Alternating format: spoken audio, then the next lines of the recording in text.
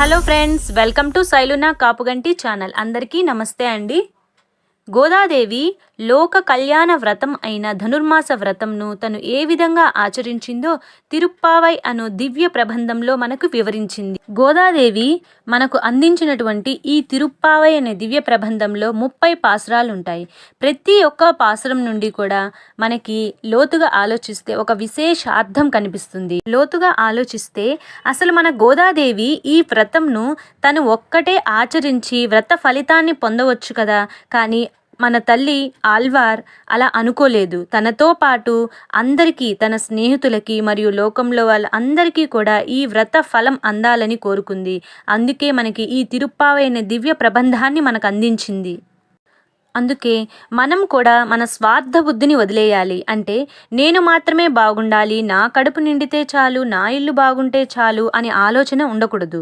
మనతో పాటు మన చుట్టూ ఉండే వాళ్ళ యొక్క సుఖ సంతోషాల గురించి కూడా మనం ఆలోచించడమే ఒక ఉత్తమమైన మార్గం అని ఈ తిరుప్పావై ఒక పాసురాలు, తిరుప్పావై అనే ఒక దివ్య ప్రబంధం నుండి మనం తెలుసుకోవచ్చు. అందుకే తిరుప్పావై ఉపనిషత్ సారం అని పేరు కూడా తెచ్చుకుంది.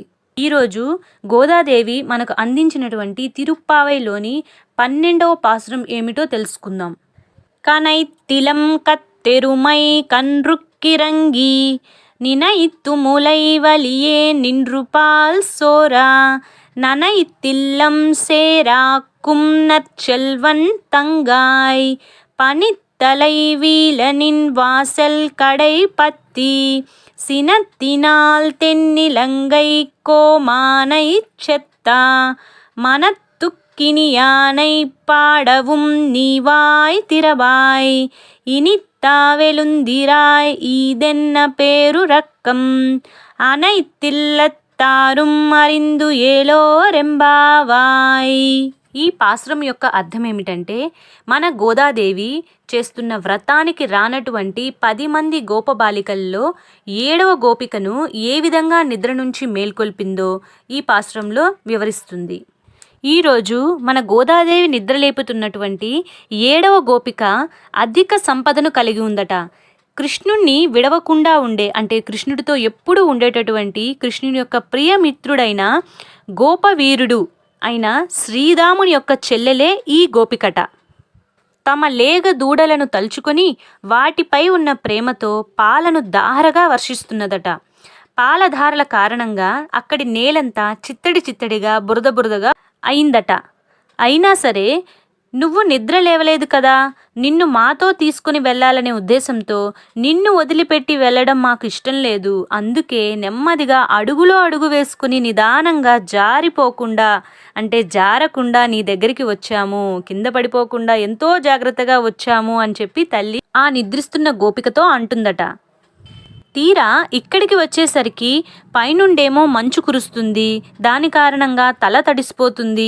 కింద నేలంతా బురద కారణంగా కాళ్ళు ఇరుక్కుపోతున్నాయి.